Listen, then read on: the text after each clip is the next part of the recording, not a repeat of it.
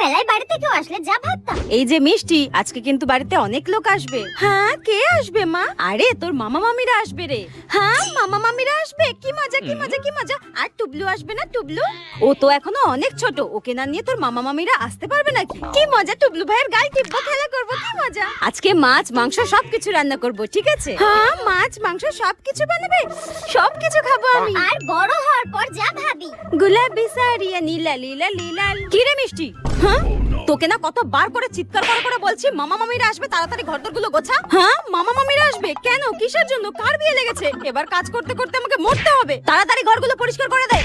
মা, টুবলু আসছে না তো আবার? হ্যাঁ, তো একা ঘরে বসে কি করবে? হ্যাঁ, টুবলু আসছে। এই মদনাটা আবার কেন আসছে? আগেরবার এসে আমার ফোনটাই ভেঙে দিয়েছিল। দূর ব্যাং।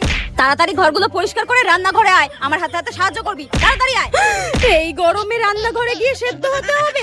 কেন আসছে এরা?